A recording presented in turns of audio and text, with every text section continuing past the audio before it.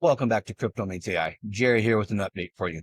Do me a favor, friends. Smash that like button, hit subscribe, and comment down below. It really does help the algorithm. Now let's get into this. We're sitting at $2.99. We're trading within a range of 297 to 309.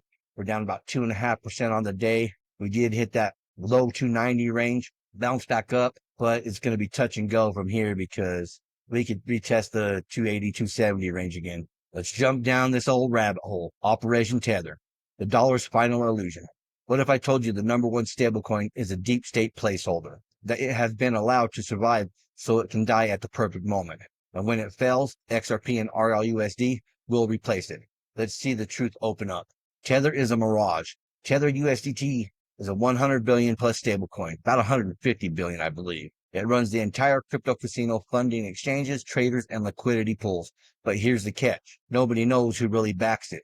Its audits are shady and it operates offshore far from U.S. regulators. This isn't finance, it's a ticking time bomb. A ghost army of shells. Tether is registered in the British Virgin Islands, but its influence reaches deep into Chinese OTC desks, Turkish and Russian corridors, UAE and Dubai crypto hubs. Its former banking partners, Select Bank Bahamas, Crypto Capital Corp now raided, and Bankman-Fried's Almeida major recipient. This is not a normal company, it's a shadow network. Why was it allowed? You think the U.S. would have shut Tether down long ago, but no. Tether was strategically tolerated to pump liquidity into the markets, to stabilize the crypto boom, to feed retail dreams with digital dollars, like printing money without ever printing, a temporary illusion to keep the casino running until it's no longer needed. The collapse is scripted. Here's where it gets cold. Insiders now say the U.S. regulators are waiting for the perfect moment. Tether's fate could be sealed via a surprise DOJ action, a coordinated international crackdown, a systemic stablecoin event to trigger reform. Operation Tether equals let it grow, then detonate it, a weapon collapse to shift the system. XRP enters the war zone.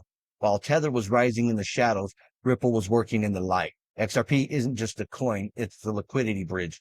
In IMF documents, BIS trials, Bank of England Sandbox, and US Fed Now Gateway. While USDT flooded exchanges, XRP was being built into the banking rails. A new system doesn't run on shadows. It runs on compliance, speed, and bridges. RLUSD, the real stablecoin. In 2024, Ripple revealed its endgame. RLUSD, a fully backed compliant US dollar stablecoin, backed 1-to-1 with reserves and bank regulated. But it's more than that. RLUSD is smart contract ready, built on the XRP ledger, designed for institutions, ISO 222 compatible. While USDT dies, RLUSD replaces it, on-chain, programmable, and trusted. The final flip, the dollar's shadow twin collapses. The real system flips online. You'll wake up one day and Tether will be gone, a warning will flash across exchanges, and then RLUSD goes live. XRP bridges it. The financial illusion ends. This isn't just a coin war, it's controlled demolition, and XRP was built for the reset. USDT's empire won't collapse in a day, but the system is shifting beneath your feet. Ripple isn't just launching a stablecoin, they're launching a replacement for the untouchable. RLUSD equals the Trojan horse. Comment down below and tell me what you think about this. If Tether collapses, which coin do you believe will take its place? Personally, me, I say RLUSD. They don't want you to see this, but XRP is gold, HBAR is platinum, XDC is copper, and XLM is silver. You're not looking at metal, you're looking at a weaponized currency strategy. The blueprint for the generational wealth is right here, and who's actually buying? The building blocks of modern wealth.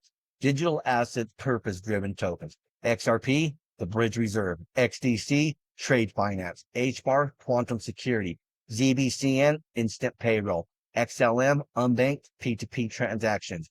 Precious metals asset, backed parallels. Gold, XRP, silver, XLM, copper, XDC, nickel, SBCN, and platinum, HBAR. Asset class purposes. Crypto is a deflationary growth asset. Metals, hedge against inflation, and ETFs, liquidity and cash flow. And Scott Bessent's interview is going viral. It's not about tariffs, it's about why your wages could explode, and the trillion-dollar secret hiding in plain sight on Wall Street. Let's break down this interview with Miranda Devine. The numbers are staggering. Household income growth hit 0.7 to 0.8% in April alone. Real wages for hourly workers rose almost 2% in just 5 months. Bessent dropped a bombshell. No president has ever done that before. But here's where it gets interesting. We haven't had a recession. Matter of fact, the economy is very strong. Household income growth was 0.7 or 0.8% in April for 1 month. That's out of the park. Blue-collar wage growth is at its highest level since Trump's first term. Under Biden, it plummeted. Now it's back up just in a few months. The reason is simple. And you've got some other good news, haven't you, about blue-collar wage growth? Blue-collar wage growth, the only other time it's been this high, wait for it, was during President Trump's first term. So we've seen real wages for hourly workers, non-supervisory workers, rise almost 2% in the first 5 months. Why is that? No president has done that before. And why is that? It's the president's emphasis on manufacturing. Bessent revealed the hidden mechanism behind exploding wages. It's not about minimum wage laws or government mandates. It's about strategic displacement of cheap labor. Whether it's 12 or 20 million illegal aliens coming out of the workforce, and Joe Biden opened the border and it was flooded, and that for working Americans, that's a disaster because it's pressure on their wages. And so blue-collar wage growth went down during Biden. It did. And it's back up again just in a few months. In 5 months. 5 months. 5 Wow. months. That's amazing. The manufacturing revolution is here. Only 9% of Americans work in manufacturing. But here's what they don't tell you. Manufacturing jobs deliver much stronger wage growth than the service economy. Trump is rebuilding America's industrial base by design. 9% of the workforce is in manufacturing, and it's a fact that we get much stronger wage growth for the workers in manufacturing jobs than the service economy. So, sorry, the steel plant, the auto plant, the ball bearing plant has closed. Have at it at McDonald's.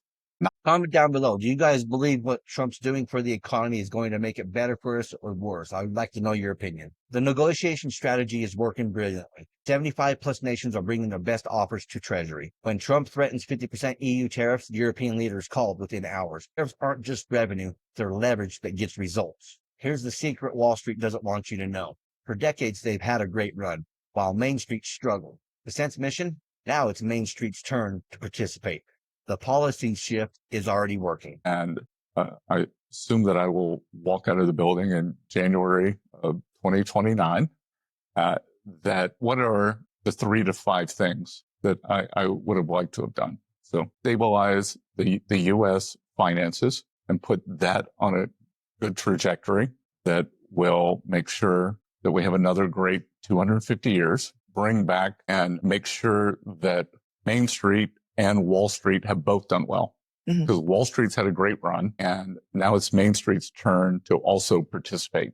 And Wall Street Journal accused me of populist remarks. What's wrong with both of them? No. Yeah. And then the third is, I think, to lock in the U.S. dollar as the reserve currency for many more generations. And I got lots of ideas that we're working on how to do that. Don't forget, keep in mind, when he says Main Street's turn, I almost believe it's being able to invest in crypto, blockchain technology. Once they tokenize these stocks and bonds and all these derivatives, you're going to be able to participate in that market a lot easier. The economic data proves it. CPI 0.1%, best since 2020. PPI 0.1%, best since 2021. Recession predictions, dead wrong. Reality, the economy is very strong, but there's a deeper story to it. I think that a lot of Democrats are in favor of tariffs, but now that President Trump is leading the charge, they can't be, so they call them the Trump tariffs, and that all these predictions have just been baseless and a flop, and nobody wants to admit it. Nobody wants to admit it. That the CPI, the PPI were both 0.1% last month. And we had, which was the cumulative, was the best number since 2020. And the month before that was the best number since 2021. We haven't had a recession. As a matter of fact, the economy is very strong. And how crazy is that to think that the Democrats are just against Trump and it doesn't matter. It's good for America. They're still against it no matter what, just because of Trump. And that's crazy to me. Bessent opened up about his backstory. His father went broke twice. Young Scott got his first job at age 9, putting out beach umbrellas and bussing tables. That's why I'm so focused on debt here and having responsible finances. This isn't just policy. It's personal vendetta against financial recklessness. We're not going to make the same mistakes my family did. He's treating America's economy like he wished someone had treated his family's finances. The Wall Street versus Main Street war is real. For years, coastal elites thrived while middle America got hollowed out. Bessent's solution? Bring back the strategic industries, steel, semiconductors, and pharmaceuticals. We got to bring them back home. And I could not agree more. 2 weeks ago tonight, I was in Pittsburgh with President Trump at a U.S. steel plant, and it was incredible. Incredible. The steel workers and the warmth and his feelings for them, their feelings for him.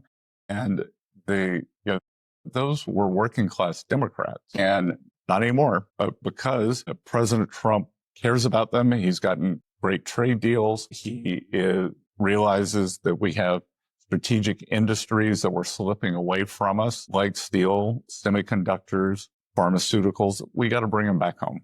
Hamilton's original tariff strategy had two purposes: finance the Treasury and protect nascent industries. Trump added the third leg, negotiation leverage. This is economic warfare disguised as trade policy, and it's working. And the results speak for themselves. Manufacturing emphasis, immigration control, tariff ledgers equals exploding wages. It's not magic, it's applied economics, and workers are seeing the benefits in real time. This is the economic revolution hiding in plain sight. While the media focuses on political drama, actual policy is reshaping American prosperity. Your wages aren't rising by accident, they're rising by design. Comment down below and tell me what you guys think about this. This is a pretty interesting read.